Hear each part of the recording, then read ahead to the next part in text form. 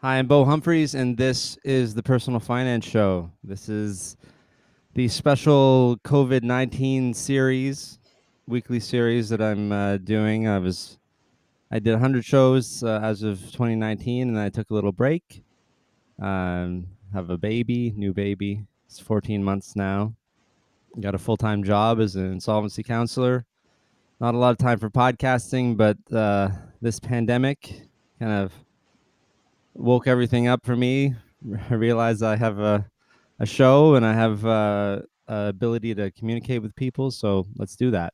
And this is the third weekly episode. So the first two were solo episodes for me, and I thought I know people, so I'm gonna I'm gonna bring some people on if I can. Hopefully with different perspectives from maybe from around the world. So this week we have Michelle. Am I gonna say your last name, Michelle? No.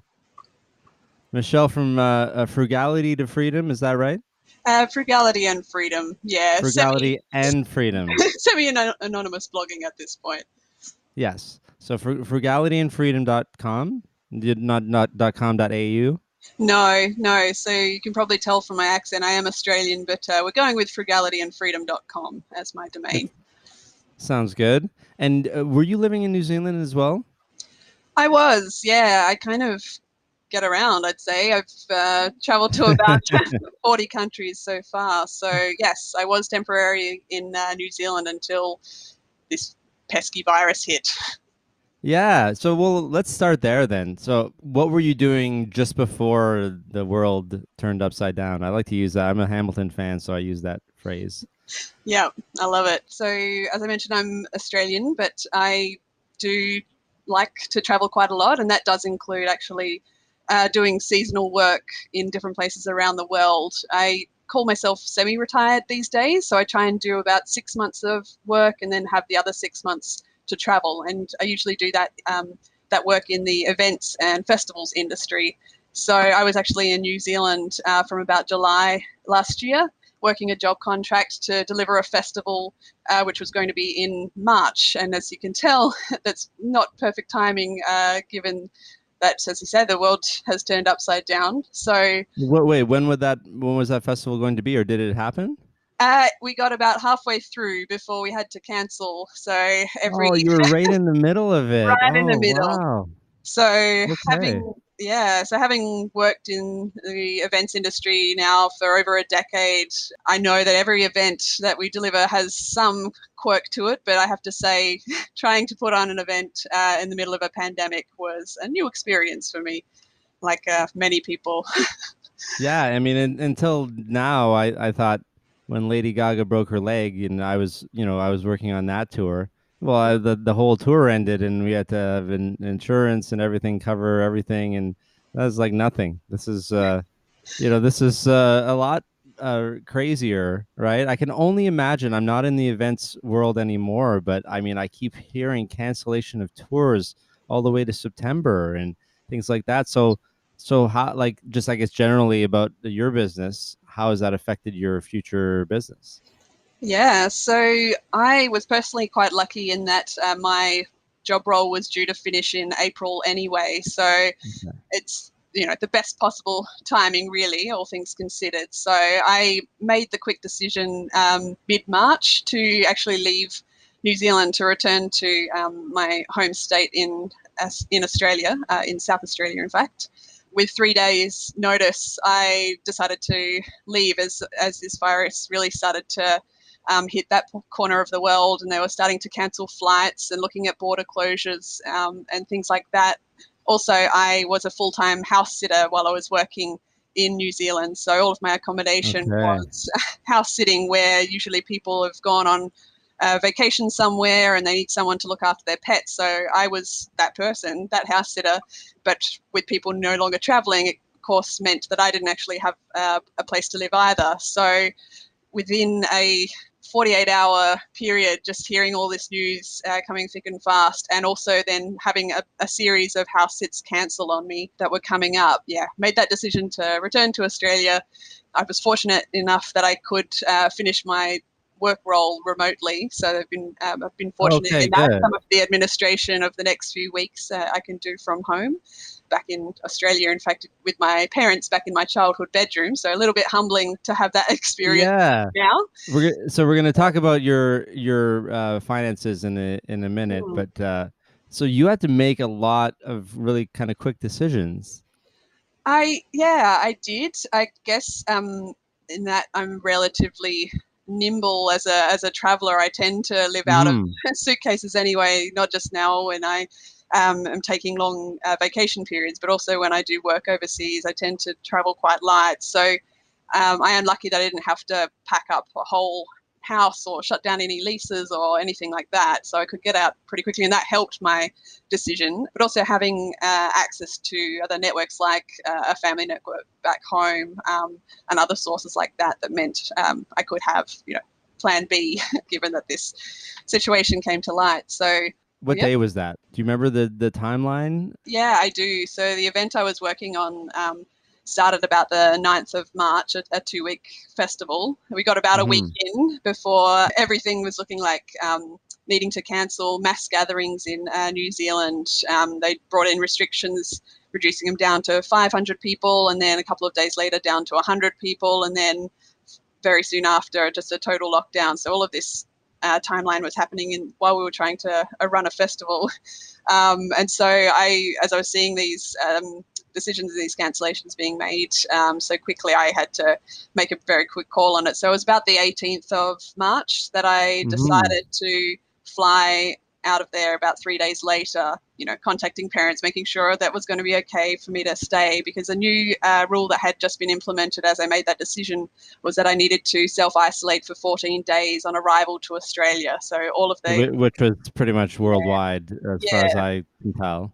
yeah, it certainly was. I think Australia was one of the first ones to introduce that so promptly. And so it meant that, yeah, when I arrived back on the Saturday, the 21st of March, I was quickly shuffled into the back seat of the car and then shuffled into my childhood bedroom. And there pretty much I stayed for the 14 days. So we weren't taking any risks or anything like that. We were just pretending that, okay, it may have been exposed. Let's just Yeah, operate as assuming you if have the I have the virus. virus. Yeah, Yeah, yeah. yeah. So I'm now clear of my 14 days self isolation, no symptoms, which is fortunate. Admittedly, me being cooped up for 2 weeks, I think has now left me a little bit run down. So I do actually have a common cold, which you can probably hear in my voice a little. Um, There's some promise kind of it's not irony there, right? I yes, it don't is, isn't it? know. Promise it's not COVID, but yeah, it's definitely a good reminder to make sure that while we're in this period, to maintain good health as best as possible. So, I know it's tough. yeah, Like we're not going. Oh well, some of us are going outside, but maybe not as frequently. And of course, you couldn't in the self isolation. yeah, So I started noticing that you were in self isolation on Twitter, and you were yeah, posting the meals that your mom made. yeah, yes. I feel And they were very the well. most adorable things I've ever seen. It was so like the first single strawberry from the garden on your plate. Yes, yes. I think my parents are very much enjoying me having me back here for a while. It's been a number of years since I've been back in my Yeah. home city. So yes, Mum was definitely looking after me. And then she, after I started posting pictures of the meals that she was serving up, including little handwritten notes, she felt the pressure then, knowing that they were on social media, to keep that maintained for the 14 days. So it was, yeah, great to my advantage that she was serving up these meals, including some produce here and there that she pulled from our back garden. So it's been nice to have homegrown produce and all of that I to think enjoy. my favorite was I don't know if it was surprise sticky toffee pudding for dessert. That was that was Yes. nice. Yeah, the sticky date pudding is a good Yeah, yeah, Australian date pudding in classic. Australia. Yeah. We Yes. could get into all the Australian differences. I spent a couple of weeks there and did some interviews I guess a year and a half ago. Yeah. Whenever we went, my wife was just pregnant with the baby when we went, and nobody really knew, right? So we're like taking photos, surfing. It was a little cold, but Mhm. because it was July, I guess, at Yeah. the time. Yeah. Which is our winter. Uh, Yeah. Winter, exactly. Yeah. So you were living in New Zealand. Like, was that more so where you've been in the last little bit, or have you just been all over? Is New Zealand just recent? Yeah, that was quite recent. So just from July last year. Prior to that, I'd spent 1 year traveling around the US. So I'd Hmm. taken a bit of a sabbatical, I guess. I had been working a little bit on what's called a working holiday visa there. So I was able to work at a few different festivals, including like Sundance Film Festival and South by Southwest and a few of those That's awesome. bigger name Yeah. ones. That festival life is definitely in my blood, and combine that with travel, and I'm a very happy person. So the fact I can't do either of them just now is certainly making me feel Yeah. a bit of that FOMO. But considering it as a worldwide thing, I'm not missing out. There isn't. It isn't That's actually. it. There's nothing to miss Yeah, right yeah. now. So like we met at FinCon in DC. Mhm. So that would have been end of September, or was it beginning of September? It was definitely September, and I had been in New Zealand for a few months, but I just didn't want to miss that event. I'd made some really good friends when I attended the year prior to that, while I was actually in the States. So I did make my way all the way from New Zealand to DC for that event, and I'm very glad I did because yeah, meeting wonderful people there and maintaining those connections now on social media is making this isolation a little bit easier too. Yeah. Well, I mean, that's how we can do this. And I guess we didn't meet in Orlando the year before. I guess not, but I You were there. believe You were there's, there though. yeah, the 3,000 people or so that they get. It's a lot Yeah, of we people, would have missed and each there's other. a big Australian contingent, right? I mean, Yeah. it's really great. Like I'm always surprised because I know how much the flight costs that Yeah. so many people come. And again, we'll talk about that in a sec because I want to talk about the finances surrounding all Mhm. of this. So, what are the general rules in Australia now? So, I guess it kind of got tighter and tighter as we went through, right? Like you said, 100 event. I guess New Zealand, Australia might have similar policies. Generally, I'm thinking that they do, from what Yeah. I can understand from being there. I mean, there's a separate prime minister, of course. In the Mhm. the New Zealand prime minister seems awesome. Yes. Yeah. Jacinda I Ardern. don't actually I've seen her on social media, but not so much Australian prime minister. I don't know why. Maybe this is a person a little boring, or is that I'm not going to commentate too much on politics, but very having smart?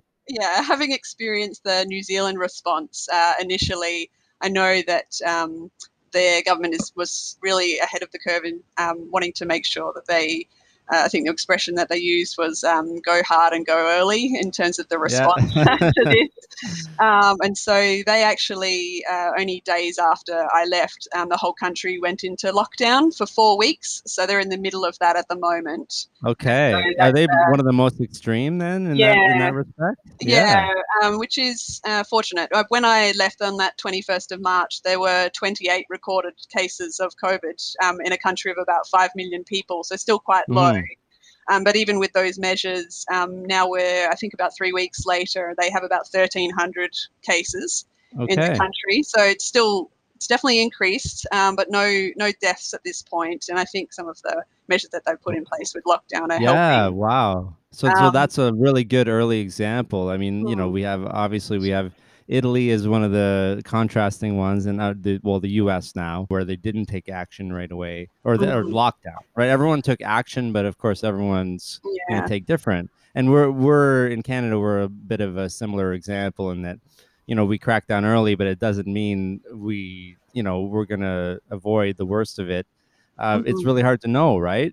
And yeah. the thing about the social isolation and all these methods or measures is that if they work, we're going to feel like we sort of did too much. Mm, That's really yeah. it's one of those. It's a catch-22, right? It's like if you don't do enough, everybody dies. If you do too much, it's like, well, why did we do this? Nobody died.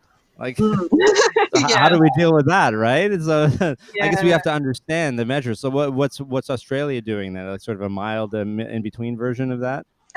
Yeah. It's an in-between version. So it does change every day, and I admittedly I'm trying to reduce my news intake. Yeah, Just I know. yeah, Me to try too. and Oh, keep it a bit cheery. But I know I sure. did just look at the statistics. So Australia has, as of today, 6,300 cases. and a Mm. death toll of about 60 people so far, which is unfortunate. But in a population of about, I think we have about 27 million, that's, still manageable.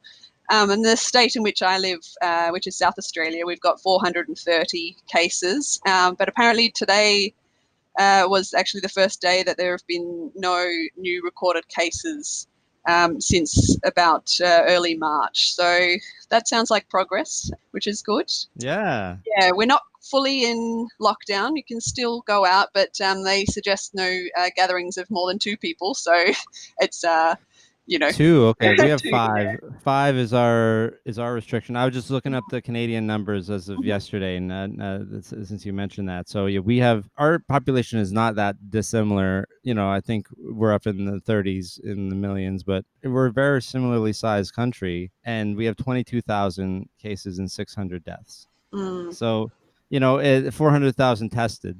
A lot of people are talking about, oh, it's, especially the US, of course. Oh, we test, we're the best at testing, right?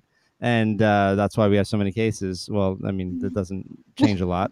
It's still a lot of people are dying. Yeah, and of course they have 10 times the population that we do, mhm. right? Yeah, an advantage with Australia and New Zealand as well is that they are islands. Admittedly, Australia is a very big island. Yeah, But yeah.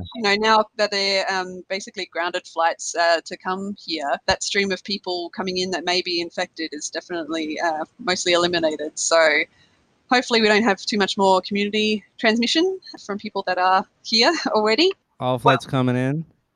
they for a time they actually were talking about fully grounding flights, but they do have just a couple of services a week now to try and get expat Australians back home. Yeah, that's right. Bring Yeah. everybody home. I think that's what we're doing too. But and we closed the U.S. border Mm. as well, except for I mean essential stuff going back and forth. I suppose it might be similar too. Any actual products or Yeah. goods and services that are needed, in terms of import export, that must be continuing as well, right? Yes, yeah. Any kind of essentials like that, but I'm sure there's Extra yeah, care. Yeah. extra care around those things. Yeah. And I know that the borders have actually closed between some of our states within Australia as well. Okay, So so they've done that. We're talking about that actually. You're in South Australia. yes, yeah. So that's on a map. It's central south. So we have about Central South. 1.5 million people in our state. Essential workers can still travel through, but I know that any residents, when they were looking at closing the borders, any residents coming back into South Australia were also required to self-isolate for 14 days. So it seems like there's a lot of Okay. focus on that self-isolation and, police checking in if people making sure that they are following those self-isolation rules, because there are arrival cards that people fill in indicating the address that they're going to stay at. I Okay, didn't so get they're actually following up. You didn't get yeah, checked though. I didn't get checked, but I was Okay. doing daily updates on Facebook to say how my basically how my meals were going from my mum, and so I'm Yeah, sure yeah. if anyone was able to track me through that, they would have seen quite clearly that I was getting well fed, but I was definitely staying at home. Yeah, yeah. Well, that's good. I mean, there's this thought of the policing of all of this. Some people are against it, and some people are for it. This is working in China, for example. They're all being very tracked, but something that would never work in the U.S. I do worry. I worry about the Americans. I think we all have a personal responsibility to take in making sure that we don't spread it and follow the guidelines as best as possible, and just stay home. That's been the message that we've been getting, New Zealand and Australia as well. So at least we're trying to do our bit. I don't leave very often now, but I am certainly making better routines than I did have in that 14-day self-isolation in terms of exercise and things like Yeah, that. well, can you take a walk? Is it still fine to do that in Australia, to go outside by yourself or Yeah, that's yeah. still fine. Again, making sure that we distance ourselves. So I have took a walk today and was crossing the street a number of times just to avoid walking past people, Yeah. doing things like But that. And yeah, like what so are you in a big city? I'm in the suburbs of a big city, so there's still I can still walk around without the bustle of people around me. So that's not a problem. But yeah, I'm in the capital city there. What are the larger cities in South Australia, just to give people some perspective? So I'm in Adelaide. So we've got about 1 million people here in the city and its suburban areas as well. That's Okay. kind of the main, the main big city in our state. Australia tends to have mostly just big cities as the capitals of each of the 8 states and territories. Spacious enough that I'm not clashing with other people and feel comfortable enough to be able Okay. to walk outside. So that's good. In New Zealand, with their lockdown, it's a no-go. You can't really go outside other than to do the very essential grocery shopping, things like that. And just to give people an idea of how far that is from the rest of Australia, how long would it take you to get to, say, Melbourne and then Sydney? To fly, not that there's very many Yeah. flights, from Adelaide to Melbourne is 1 hour to fly and about 2 hours from Adelaide to Sydney. If you wanted to drive it, it's usually about 7 to 8 hours to Melbourne. Adelaide Sydney is probably about 14 hours then to drive. Yeah. So yeah, the big distances. Most people just will take the hour or two flight, right? Yeah, That's yeah, usually how people get between the cities. Like they seem like they're so next to each other on the map, right? If you look at Australia, but there's a lot of distance there, and of course, like yeah. if anybody ever wants to go to Perth, you're just gonna fly there, right? Yeah, Uh, it's about 4 hours to fly from Adelaide to Perth, and that's kind of the next city heading that west, really. yeah, that So is the biggest city, right? And then yeah, it's pretty much coast on the west coast, right? yeah, That's yeah. so it's like Perth on the west coast, Sydney on the east coast, Mm. Melbourne, Adelaide in the middle, and then the capital's in there somewhere too, right? Yeah, you've got your geography right. I've seen a picture of when they overlay a map of Australia on top of the US, and it's actually Yeah, very similar in landmass size. So people don't necessarily think about that when they look at Australia just at the bottom of a globe. The yeah, land map is definitely equivalent, if not the population. So yeah. There's just a lot of space in the middle. I mean, not uh, that the U.S. doesn't have desert and other things too, but it seems there's just still lots and lots of wildlife space mhm, in Australia, yeah, right? lots of desert in the Yeah. middle. Lots of desert in the middle, exactly. Yeah. Okay. So Australia seems to be similar to where we're at, maybe a little more restricted in terms of the gatherings. And Mhm. do you know, like, do they have a date of when? Are you in a state of emergency like we are? Is it official state of emergency or? I don't know that the terminology has been used here, and I know they Okay. haven't really given us any indication of an end date to anything. Yeah. So for now, I'm working on the basis of looking at these kind of measures for 3 to 4 months at least. It looks like things with some of the statistics that things are starting to work, but there's a long way to go, and so I'm not holding my breath for anything like end of April or anything like Yeah, that. no. Yeah. We're just kind of getting ready for, well, day by day, but also just planning for the worst in that, like, okay, just assuming I'm going to be working from home for a while, just so that I don't expect to be going back to the office at any time. Yeah, and I guess I personally am quite fortunate in that I had planned to, fortunate in a way, I had planned to travel for about 6 months from late April through to around September. So obviously, Okay. fortunately, that is off the cards now, but I hadn't anticipated working too much in that 6 month period. So you mentioned an interest in the personal finance Yeah, aspect so of it. let's go there. Yeah, so Yeah. well, first of all, this is what you do, right? Well, for the past 10 years, you're working events and then you're making that money and what, saving a bunch and then spending some of it or spending all of it in the rest of the year. What's your policy? Yeah, so when I got into events, which actually, yeah, just over a decade ago, I got interested in personal finance just as a way of making sure that I could cover myself if there were Yeah. necessary periods of unemployment by doing Mm. contract work. Sometimes there's some gaps in there. So that's I've always been a good saver just to mitigate those downtimes. But in the last 3 years, as my savings have grown over time, and I've gotten more interested in this concept of financial independence. So having enough saved so that your income that can come from investments and so on can actually pay for some of your living expenses, or ideally all of them. I'm not quite there yet. So I have a stash that's kind of working away and hopefully growing. Not so much at the moment, as you've seen with the stock market Yeah. dip, but Well, it'll bounce. That's the thing, right? It'll it'll come come back. back. But in the meantime, so for the last 3 years, I would consider myself semi-retired. So working about 6 months, that covers my living expenses for the other 6 months, and then a little bit more to have saved, and so I can budget travel for the rest of the year. And I do live pretty lean. I'm very comfortable with that. The blog Mm. is not called Frugality and Freedom for no reason.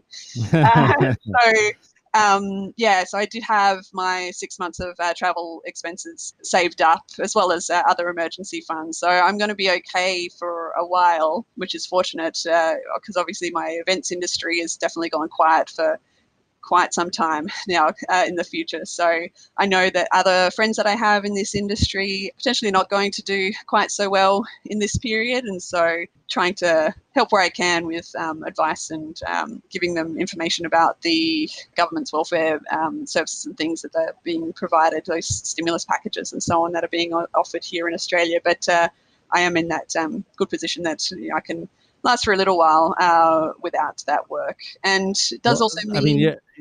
Sorry, Ed, sorry to interrupt. But you're the main thing is you don't have typical rent. You don't even have typical costs that, and like a lot of people in this position, even though those who might have been working events and maybe saving money, maybe they have a home base, and you don't have to worry about that. yeah. It's Is true. that true? Yeah, it is true in a sense. Yeah. So I having a mortgage or anything like that has never really been of interest to me. So I have in the past I've Not the either typical rented or Australian, right? well, I don't think I've ever heard an Australian say that. you haven't spoken to enough of us, Ah, particularly okay, with okay. events I'm under talking to the ones who are house crazy. How about that? yes, yeah, it's definitely. They talk about the Australian dream, similar to the American dream, and Yeah, the but Canadian dream. you're right. We don't all have that. We don't all Yeah. have home ownership, and so you for a while you haven't been thinking I would need a house of my own. No, no, I haven't. Quite happily will rent and have rented in the past. I much prefer not having that kind of obligation over my head to have to cover a mortgage Absolutely. and so on. And because I'm still so interested in traveling, to not have to have concern about trying to find tenants for a place or how to cover that those mortgage payments while I might be gallivanting in across Europe, for Yeah. example. I quite like that idea. But on the flip side, of course, I don't necessarily have my own perfect home base to return to. I am at my parents' house where I am paying a small amount of room and board to be here, so Okay. Okay. covering their costs, of course. But yeah, I am fortunate in that, yeah, not too many obligations for outgoings that I have. So mostly food and alcohol at the moment are kind of my key places to enjoy the wine in isolation. Um, Yeah. We yeah, all need something, right? yeah. I quit drinking 10 years ago, but I get it. I like caffeine. I like root beer. Mhm. Root beer is Yeah, my thing. yeah. So I need that. I feel like I'm running out. And Ah, we're trying not to go to the grocery store. Lately, it's every 2 weeks, right? mhm. And I feel like I need to mention to mention Woolworths, right? Yes, yeah. Yeah, it's just because it's something that existed in North America a long time ago, and I don't think people realize that it's still like a major grocery store in Australia, right? Yeah. We've mostly got just the two Woolworths and Coles supermarkets that have a bit of a Yeah. duopoly on the place here. So yes, I'll be popping into a Woolies as they call it here. I've got to shorten everything, so I'll be popping in there in the Are you next few weeks. trying to just do that every 2 weeks? Is that the idea, or once? Yeah, I actually haven't gone the 3 weeks that I've been back in Australia. So just one member of our Well, family will yeah, go because you've been once in every 2 weeks. isolation. Yeah. But yeah, I think I'll be about due to go out there. Although I feel like I've got a little touch of agoraphobia after being isolated in my room for a couple of weeks. Sure. Braving the outside world seems a little bit foreign to me right now. But that's all right. I'll go hand But yeah, sanitizer and go it's hard with my probably one or muscles. the other, right? People have agoraphobia, which is the fear of going outside, right? Yes, yeah. And so people might have that now, which I have a little bit of that, to be honest. I went to get takeout food. Is that a thing that you're doing in Australia, trying to support local restaurants as well? Are they open? Are they closed? A lot of them are closed, but some of them have transitioned to doing takeaway service as well. So Yeah, yeah, still trying to support those local businesses as best as we can with doing takeaway at least once a week here in the once a household, week. but trying to measure that again against trying to save money as well. So that tricky balance that we're trying to maintain here. So there's a couple of interesting things. First of all, was it like immediate that you knew that you would be paying room and board to your parents? Was that something that was pre-negotiated, or you just had that in your head, or? Uh, No, that was I already knew that was going to be the case. Okay, okay, Yeah. Yes, there's a long-standing arrangement of after the age of 18 that an that's expectation to great. pay board, which perhaps that's my accountant father wanting to No, it's instill that good. It's in it's us. good lessons. Yeah, that's well. The thing about that is a lot of parents will just be like, "Yes, come home, whatever. You don't have to pay anything," and that doesn't teach anybody anything. That's Mm, my opinion, anyway.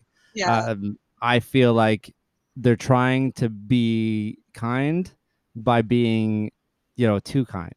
yeah, There's a way to be kind and also teach responsibility, and it's I could see that it obviously worked for you. I mean, you're well, how old are you? Do you mind sharing? 36 now. So 36. Yeah, yeah, so you're but 4 years younger than me, and you're already a semi-fi, as you said, right? And you made this decision. What were you doing before a decade ago? Were you in the same position doing other things, or did you just make a decision? I'm going to start heading towards financial independence, or was it just I want to work events? What was the origin of all of this? yeah. So oh goodness, yeah. Going back to origin stories. So yeah, it took me a little while after finishing high school and then going to university to work out what I really wanted to do. I actually didn't finish my university qualification, which was going to be in accounting many years ago, Okay. straight out of Yeah. high school, just realizing that as much as I could do the study, I really didn't actually want to work in that field in hindsight. But it's, when you get pushed into university as the natural path, as the default Yep. path, you just kind of pick something and run with it. But yeah, so I know after, the feeling. Yeah, I yeah, talk about that a lot. We just feel like we have to do this thing, and that's not the case, right? And of course, there's money too involved in that. Maybe yours was paid for. I forget how Australia works. It's not paid for, but no, how did it work for you? yeah, so we have government loan program, which is I actually still have a student loan to my You name. still do? Yeah, Oh, but see, um, wow. it's not as big a concern as other places, such as what I hear about in the US. So we Oh, yeah. only pay it back through our taxes gradually, and only if you earn over a certain amount as well. And so there's no actual interest on the loans as well. Oh, Americans are screaming at you right now. Yeah, No, through taxes and no interest. This is yeah, it does. It increases slightly by the rate of inflation, so it does maintain its value over time. But part of it does actually come from just a few years ago, I did do a master's degree in event management. So some of it's from okay.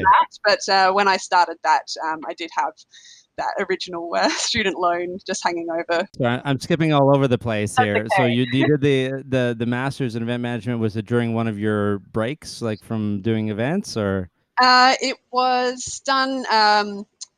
Partly while I was working, and then partly actually on a 6-month trip through Europe. I was doing some of my studies remotely. So I remember actually, I ended up having to do accounting again as part of it because that's accounting, I can't escape it. You Finance can't. No, it's degree, in everything. Yeah. yeah, so very much involved in event management too. So I was doing that major assignment in a wine bar in Italy somewhere, and there was another assignment I was doing while I was on a bus trip traveling through France. So yeah, that's a whole nother thing. Oh, Jumping like this around is the great. And timeline, but of course, when I reboot the show in terms of the format that it usually is, we can get into super detail on your story.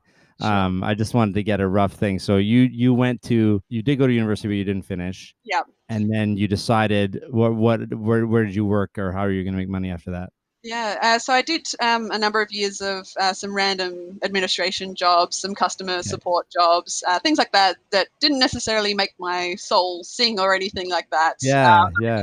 I needed to work and kind of experiment with different things to see what I wanted to do. And eventually I got into event management industry just based off some work experience I'd done in customer service and so on, and also then some volunteer work that I'd done, because where I live there are actually quite a lot of festivals and events that are around, so it's always been in the atmosphere in my hometown. So after volunteering, I got a short-term job, and then that led into another one, and then we're about 11 years on from those first roles that I did, and we continued to do events in contract roles right up until now. So it was just realizing about that 11 years ago that, yes, I really do want to do this as a career. Now I've found the thing that I want to get really deep into. And so trying to work out the finances of that, because it's not always the most well paid of industries. It's a really good analogy to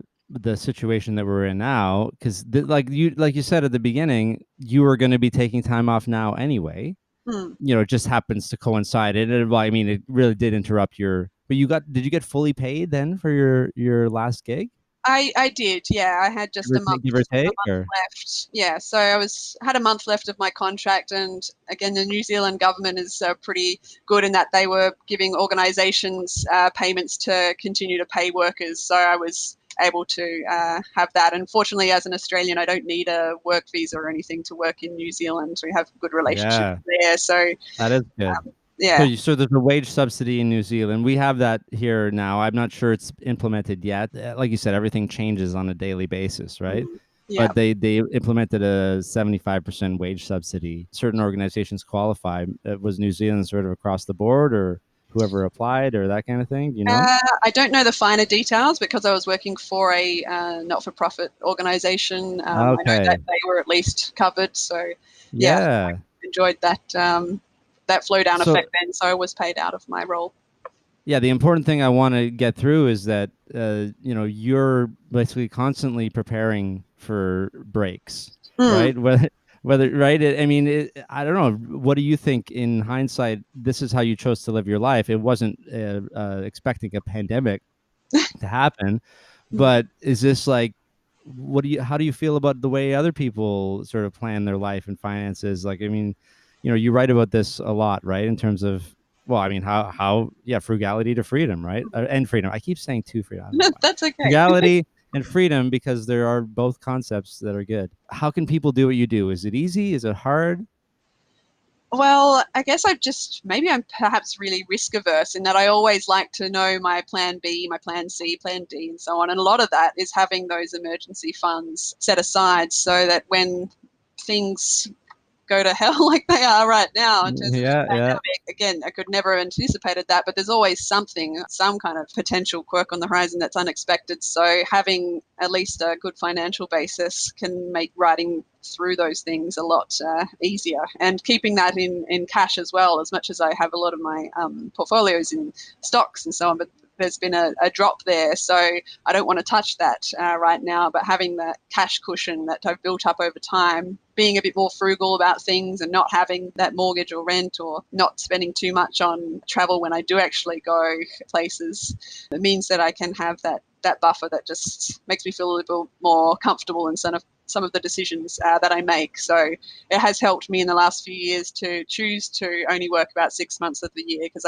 again, having that cushion just gives that freedom element to it. And again, talking about those dual concepts, that frugality about being really deliberate in the things that you want to prioritize, and then ignoring the rest, basically getting specific on what you prioritize. It just helped me build up all of those extra resources that I need to do this kind of thing. And then I also just want to touch on that it's not always just about the money as well. There's a number of different forms of wealth if you start to look into it. I've got a blog that I quite enjoy reading called richandresilientliving.com, and the woman Laura there writes about the 8 forms of capital.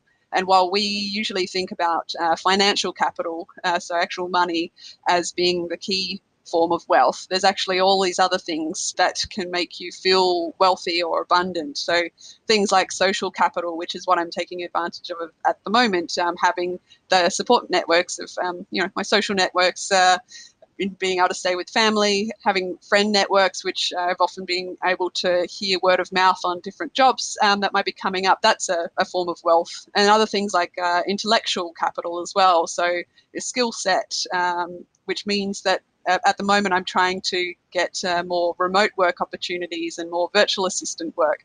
And some of that will come from the wealth that I have in my intellectual capital, so the skills that I've built up over time in these different roles and some of the courses that I've gone through. So yeah, there's, when you start to look at it more broadly, not just the money side, you can see there's all these other pockets of wealth, and things like material wealth in terms of the actual material physical items that you have. So a roof over your head, having a laptop which potentially can open up to do online work, other kinds of Yeah. tools like that. Having an awareness of all those other forms of wealth at your disposal can really help. Hopefully people can see the longer that we talk. It's not like you're just getting up. I'm gonna go do a travel around the world and then figure stuff out. You have a pretty good grasp of everything and a pretty good plan, right? I don't know. Do you get this perspective? Do people think that say digital nomads or people who travel a lot, that they're like less responsible?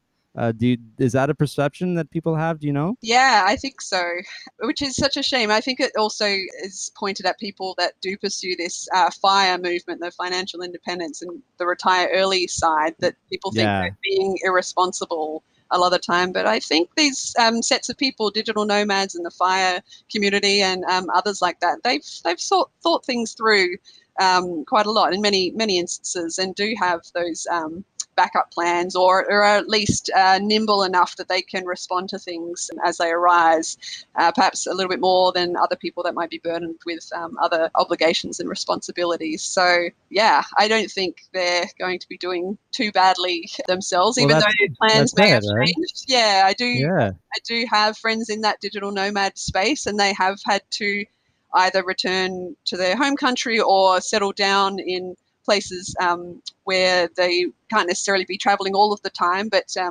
know there's a couple from nomadnumbers.com who, I don't know actually where their main place of residence is, but they are spending this lockdown period in Taiwan, which is doing really good things in terms of their response to COVID. And so they're just taking advantage of the fact that a lot of Airbnbs now, because there's not that many travelers, are actually coming down in cost. So holding up somewhere where it's actually relatively well supported for them to do so, they can taking that opportunity to kind of rest and recuperate and plan their next moves for after all this pandemic time. So yeah, there's different ways in which these communities are responding to this, but I don't think they're being fully irresponsible. Yeah, absolutely. Like they're gonna be okay. It's not, maybe some are not gonna be able to retire at the year they picked, for example. Maybe this is a bit of a blip, but they're so much more prepared for right now, more than anyone who thinks that living paycheck to paycheck or being highly leveraged is the way to go. In Canada right now, turns out, and I wasn't even fully aware of this. Do you have home equity line of credits, or are they called second mortgages in Australia? Mm-hmm. They're pretty much that, right? Mm-hmm. And people have been using that for down payments for rental properties. Is that something that happens in Australia too? I think we can get away with doing, yeah, quite low deposits again. It had tightened Okay. up after the GFC a lot, but I think things have eased off in the last few years. So people were, yeah, refinancing houses so that they could buy other properties. But yeah, property, generally speaking, in Australia is really quite expensive. So we don't see quite as much of that, I don't think. Is there any sort of fallout that's happening right now financially? Like, are you? I know you're staying away from the news a little bit, as am I. But Yeah. we're also we're making the news right now. So, like, what have you heard generally in terms of? Do you know the unemployment level? How many people have applied for relief for employment insurance or anything like that? I don't know the exact figures, but I know the Australian government has done a few different schemes, including the JobKeeper program, where, like you were describing earlier, and I mentioned for New Zealand, like a wage subsidy scheme for Yeah, businesses for to try that. and keep on Yeah. employees. And then also, I don't know the exact phrasing that they're using, but also making it easier for job seekers as well to get welfare payments with much reduced paperwork and so on at this time, as well as So the quicker.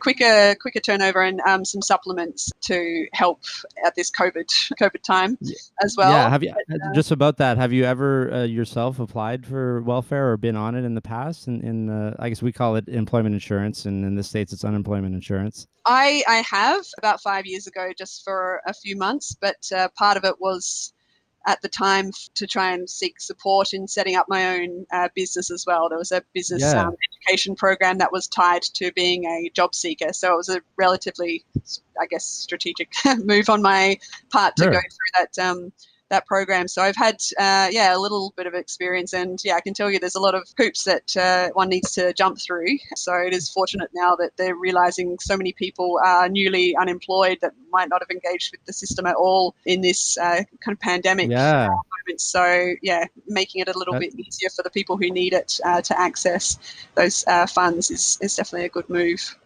yeah, because our numbers we're heading towards 2 million people applying for unemployment for employment insurance Mm-hmm. here, and the typical volume is 30,000 a week. Mm. And they were able to do maybe 150,000 the first week, which was only 10% Wow. of what was out there. So Mm-hmm. they introduced what was called a Canada Emergency Response Benefit, Mm-hmm. which is $2,000 a month for 4 months. You have to apply every month, apparently, every 4 weeks, Mm-hmm. and it's not taxed to the source right now. So you'll get 2,000, but it'll be on your income taxes for the next year, right? So you have 2,000 to spend. Whatever that's going to do for you is dependent on I mean, maybe it'll be better than the employment insurance. So you have some kind of relief program like that too. Yeah, Yeah. yeah, we do. I think it's in Australian dollars. I want to say about $1,500 a fortnight, so every 2 weeks. Um, but I haven't looked personally into the details of that. Just given my situation, I feel comfortable not to access that. So That's that's right. a Yeah, you fortunate shouldn't have to. Yeah.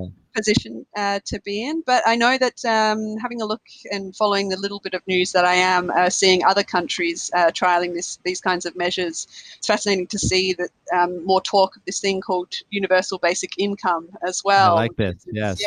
This concept of citizens of countries getting usually a low level of base payment just for being a citizen of that country. And I think Spain is looking at doing something like that. And it does sound like with Canada doing that $2,000 a month is the start of it. So really fascinating to look at the potential for that as we start to really need to change up the way in which society works potentially for Well, at least the next few months. there was a presidential candidate in the U.S. who was running based on Andrew Yang, I think. His whole concept, I think he was going for 1,000 a month. I think Mm-hmm. that's that, and I don't know if that would fly in Australia. Yeah, we'll see what ends up happening there. I wanted to. I'll let you go in a sec. It turns out when I have another person on the show, I default to an hour. That's just seems to be what happens. We've got a lot of fun But things to talk about. So. yeah, that's the thing, right? We got this pandemic, but there's also, I really do the whole reason I did a podcast in the first place because I love origin stories. I wanted to know a little bit anyway of how you got to where you are, right? People, it doesn't just happen that you happen to be in your mid 30s and be able to do whatever you want. This is what I want for everybody. This is what I would like everybody to have the freedom. They can just stay in a 9 to 5 job if they like, but I'd like them to have the freedom to do what you do. Hmm. um, I feel like they could, right? Uh, Everybody should, no matter, right? And the way to do that is the planning that you did. You have to have some kind of goal if you're just trying to make the bills. I mean, do you have an opinion on people who don't do what you do? Like, I'm not saying that you're going to judge them or anything, but I mean, you made this choice for yourself. Hmm. um, how do you feel about the rest of the majority of the world who are working 9 to 5s and that kind of thing? Like, what does that feel like or look like to you from the outside now? Yeah. So I guess I would just like to think that people are being intentional in whatever they do. It's great if they love the 9 to 5 life and they enjoy a bigger house and all of those things. That's great. But as long as they're not just doing that as the default path, as long as they actually do deliberately get enjoyment out of those things. Or if they don't, like perhaps they should really look at why they're doing what they're doing. I think having a goal is really useful. And I know that some time ago I worked out that I can roughly travel on about 20,000 US dollars per year. And when you start to break that down, that's about $55 a day. And once I worked that out, having done a number of trips that kind of worked out to be that, each time that I save $55 or earn that on my own terms, that's a day of life that I've kind of bought back for myself, a day of freedom that I can travel. And so knowing that, quantifying that just makes it a lot easier for me to decide on certain things. So when I'm, contemplating, do I have another meal out at this restaurant, or do I have those extra few beers? If I just know what my alternative is, what the opportunity cost of those decisions are, and if that's a day of freedom that I would prefer to have instead, or a day on the road and traveling through Europe or the US, I can make that decision with some intentionality, knowing that. So I just would like for people to just really think about why they are doing what they're doing, and just consider if that's the default or if they've chosen that. And if they've chosen that, wonderful. If not, maybe there's some questions that they might like to look at. That's fantastic. That's a really great perspective, right? Because yeah, we don't just want people to be on autopilot and do what they think that they need to be doing and not think that there's any other way. This is, this is it's a strange time that we're in right now. It's a good time to reflect and look into those things, right? If you might be just focusing on survival right now, and that makes sense, right? We should be focusing on survival and not, I'm really trying not to shame anyone for not having, the savings and anything. It's really something that we all in the personal finance community, we are at risk of doing, because we talk about this all the time, and we might accidentally say, you should have done this or you should have done that. Well, we're trying not to do that. We're aware that that's not productive right now, but for the future, this is the time to decide, if you do then have a regular income again, what are you going to do with that? Do you want to end up in this same situation again? I guess I always want people to have perspective, right? I went through an addiction, and that kind of gave me perspective, and I basically went bankrupt, and came back from that. I don't wish that on anyone. Pandemic is kind of a forced situation like that, right? It's a forced perspective. I think it's important to learn from this. So that's a great place to end this. Thanks so much, Michelle, for joining me. That's all right. Thank Good you very chat. much Good for having chat. me. Yeah, from And other ends of the world. this the like we have video. It's not recording, but so we can see each other, and it's better than local chats I've had with people in the city over from me. So I don't understand. It could be the time. So I'm just hitting 6:30, almost 6:40 a.m. here. If I sound a little congested, it's because I woke up early. Um, I'd like to get up this early as well, because it's before my baby wakes up, and he's still sleeping. Oh, Can you see him at all? I don't know. Is he I all can. shiny? Yes, I see on the baby monitor. There he is. Yeah, the first couple, I'm like, I'm just gonna talk until my baby wakes up. But he's been pretty good. He's sort of tossing and turning right now, but I think he'll probably sleep till 7. Wonderful. And for you, what's the time right now? So it's about 10 past 8 in the evening. So I'm going to have my late dinner after we get off the call. So still on the same day, still on Sunday, the 12th of April. But I'm in Well, the it's evening. So yeah. So, but you'd be able to hear this until Monday. Everyone else should be able to get this. I usually try by noon today, and you'll be fast asleep at that point, unless you're a night owl. But isn't it amazing that we can do this and be connected, even though far away? And that's really one of the things that it's good to do right now. If you Doesn't matter where we are in the world, you can't go visit someone in person anyway. So, like, call up somebody from around the world, check in, see how they're doing, right? Get maybe some more perspective about, oh, my country's doing this, your country's doing that, and that's what we're going to keep doing for the next couple of weeks. Not 100% sure how the order, but I got at least a couple more people lined up. Thanks so much, Michelle. So frugality and freedom. Yeah. Yep, yep, that's right. And Dot com. I got it. perfect. And you also find me on Instagram, posting plenty of funny pictures of things on my travels. And now my travels that are just in my own home at Frugality and Freedom, and also on Twitter at Frugality Freedom without the O in freedom because it doesn't fit. Because Twitter limited our Because Twitter, characters. yes, Thanks so much, Twitter. Okay. So hopefully we get to see each other in person, but otherwise, take care of yourself in Australia and we'll get through this, eh? we will. We will. All right. All Thanks for right, having bye. me.